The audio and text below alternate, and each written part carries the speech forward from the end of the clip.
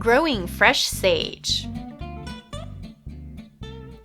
Sage is a lovely herb that we utilize frequently in our homemade cooking. And Brian is always saying, grow more sage, grow more sage. So today I'm going to show you how to do just that. Now these 3 samples are actually from a previous video, 3 ways to grow herbs from scraps and cuttings. This is the sample that I grew in the rock wool. This is the sample that I started my cutting in the water, and this one that's now in water is actually the sample that I started in the soil. And we're going to get a closer look at those in just a moment so I can tell you why they're in different containers and what is happening next. So first of all, let's talk about sage in general.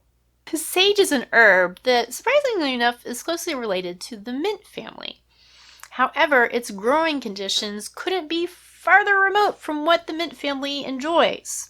In zones 5 to 8, sage can be a perennial plant, meaning it will continue to grow for years as long as it's in the proper conditions. However, farther south in the hot, humid environment that we currently are in, it's probably only going to be an annual because it simply cannot tolerate our hot, humid summers and will more than likely die out. We have found that and experienced that ourselves and didn't really know why until further research. As I mentioned in the previous video when I was starting these cuttings, the main reason why sage doesn't work so well in our Florida environment is it doesn't enjoy moisture. That doesn't work really well in the humidity of Florida. So my plans for these plants has changed. Sage prefers sandy, loamy-based soil. So the way we're going to replicate that for our plants is we're going to make a combination of our homemade compost and perlite. Perlite is going to help the soil retain its well-draining properties, and the compost is going to give it plenty of enrichment so that way we never have to fertilize. A note about fertilizing sage: you want to be sure that you don't over-fertilize sage if you're planning on using it for culinary uses, which is what we plan to do. The reason being, sure, that extra boost from the fertilizer is going to create lots of growth, but if you don't add that, it's going to keep the intensity of flavor, and that's what we're looking for in growing herbs for cooking. If you plan on planting your sage outdoors, you want to make sure that you wait until your soil has reached at least 65 degrees Fahrenheit, which is 18.3 degrees Celsius. Now these, as the pre-mentioned video indicated, are all grown from cuttings. You can grow sage from seed, but you do want to remember that it's probably going to take a couple of years for those sage seedlings to mature fully. You want to make sure that you have nice sized leaves and an established plant before you start cutting and harvesting from that for your herbs and your cooking. You can harvest from your mature sage plants as needed, and there's nothing better than fresh herbs in cooking. The best time to harvest from your sage plants is early in the morning, but after the dew has completely dried. Lots of times, and this is kind of universal for most plants, you don't want to fuss with your plants while there's still dew on it, because you could introduce mildew to your plants. So make sure they're completely dry before harvesting. Sage do enjoy anywhere between medium to full sun. They're not going to thrive very well in dimly lit conditions. So if you do plan on growing them indoors, make sure that they have access to a really sunny window or provide them additional sunlight via grow light. Once these baby sage plants mature, they are going to create a mounding growth habit. So if you're planting them outdoors with other plants, you want to give them roughly 24 inches in diameter for them to have a mature growth habit. Another reason to not plant them so tightly together is that without the circulation, that is going to increase their chances of suffering from mildew.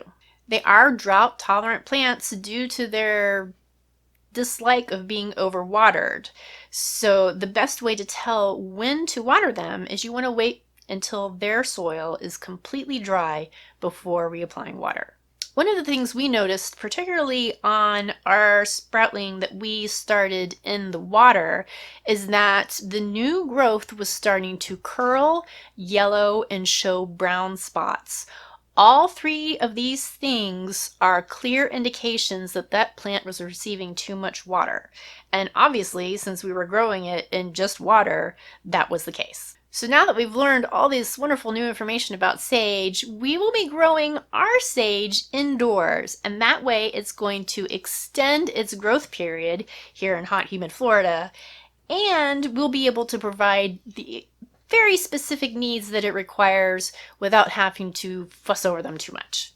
So these plants, once they get mature, just a little bit longer, because these guys are actually doing really well, particularly this one, and we're going to get close-ups on that soon, we're going to transfer them into 10-inch pots. I'm going to keep them all separated, so a 10-inch pot is going to be plenty of room. If you want to combine different herbs and have your own little mini herb garden, you're going to want a larger pot. So you probably want to expand that to roughly a 24-inch pot or so. But a single plant in a 10-inch pot, perfect. Again, we're going to use our soil mixture of the compost and the perlite so we can make sure that that soil drains well and has plenty of nutrients to keep the plant healthy and happy. All right, let's take a closer look.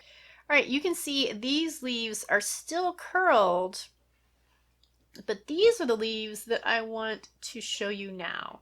You can still see the brown spots that they're on there, but at the end of our cuttings video, these were nearly completely yellow, and you can see that they're already getting their green back. These leaves here, inside of these leaves, are new growth that have already come out from that cutting video, and it's only been 5 days. So I'm really excited to see that now that it's been removed from the water and put into soil and I'm properly watering it, that this is a very happy plant. This is the plant that was grown in rock wool, and you can see there's a little bit of that peeking out. That's what that green substance is in the soil there. I didn't want to remove all the rock wool when I was replanting it because I didn't want to damage any of the root growth that had already occurred. But you can see all these new leaves are very happy and green, and this plant I think is going to thrive now that it's been moved into the soil situation. I do have to consider the rock wool with this particular potting because the rock wool is going to retain more moisture than just the soil will. So I have to be even more careful in watering this particular plant. This cutting is the one that we were growing in the soil on its own. And if you remember from the previous video, it had really pretty happy looking leaves, but it had no root growth. But look what has happened since then. Ta-da! Roots. So I'm going to let those roots develop slightly further, and then I'm going to transfer this into its own pot of soil so that way I won't damage the leaves or the plant further by being in a saturated water solution. A last word on pH. Sage likes a pH roughly between 6.0 to 7.0, which isn't particularly alkaline or acidic, so it's not really that big of a concern. The biggest thing you want to worry about with your sage plants is temperature and humidity, watering conditions, and to make sure that soil is well draining. If you've liked this video, look up here. There might be another one that you enjoy as well.